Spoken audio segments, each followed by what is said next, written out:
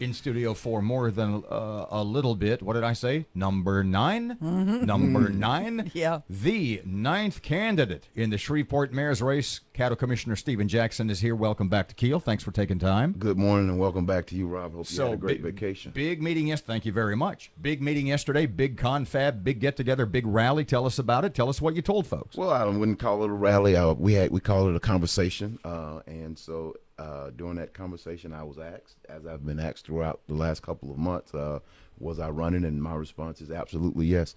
We're running for mayor, and we look forward to getting out. Why? Talking to people. Well, as I've said before, we don't have another 4 years, 3 or 4 years to coast along, or 12 years to coast along. We're the capital of the architects, and we have to claim our place here as the capital of the architects. What makes you the best candidate? Yeah. Well, I have the knowledge and experience. I know the things in government that we need to do to fix some of the problems that Shreveport is facing. What? Like what? Well, we have an issue within our economy. We have to get out, sell ourselves. We need an independent team of certified economic development professionals who will go out and aggressively recruit and market Shreveport, but that needs to be independent of the mayor's office. Because we talk about that occasionally, and to my knowledge, we don't really have that. I mean, correct. People whose job it is to sell Shreveport. Sell Shreveport. Hit the road, kids. Right. You've got to get out, tell people, and what we have to do is we can't be in the mindset of if you come here, we'll get ready. Companies are always they're looking for cities who stay ready, and we have to stay ready to go. We need more certified sites.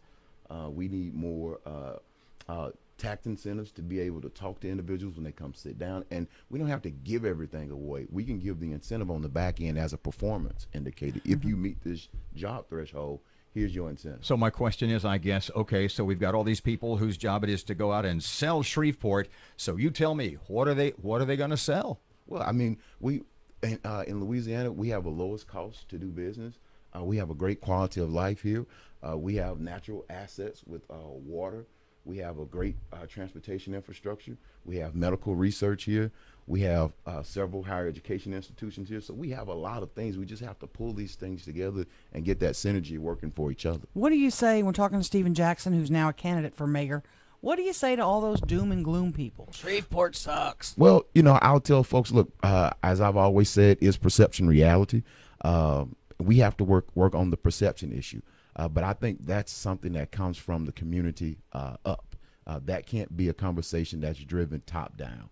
We have to make people feel better about where they're living, where they're working, and then we'll start to see that perception change. How do you do that? Well, you have to empower people. You have to be able to, cut the grass when you see grass that are knee-high and keep not the ask, lights are on. you out there measuring it? Yeah. You have to be able to keep the lights on and work with SWEPCO.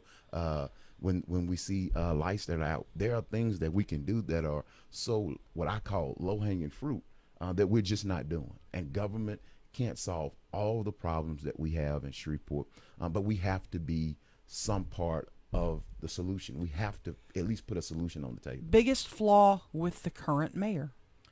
Well, I don't like to talk about people. I will just say that I have not seen an articulated vision or a strategy to move Shreveport forward, not just patching up streets, because those things will be done if Joe Blow is the mayor. Those things, we're going to pave streets regardless. We're going to do, the fire trucks will run, the police cars will run. Those are essential services that government will do.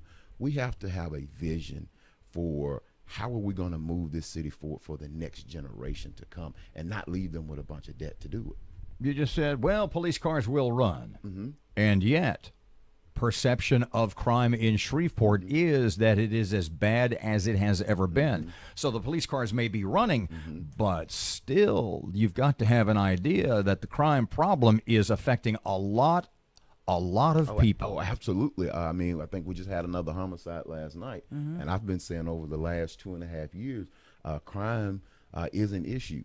And, again, perception is reality, but we have to get out in front of the conversation.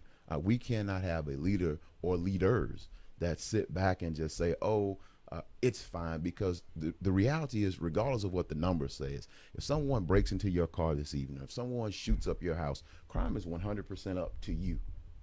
It's 100% up to you at that time that you're affected by it. And we have to take control of that narrative. We cannot let the narrative get out of control. We also have to utilize technology and integrate technology into our crime fighting systems so that folks know and they feel confident about what we're doing with regard. I want to commend our men and women of the Shreveport Police Department, but I think we have a leadership issue in that area. The leadership issue, meaning he's not your chief if you're mayor. Oh, absolutely not.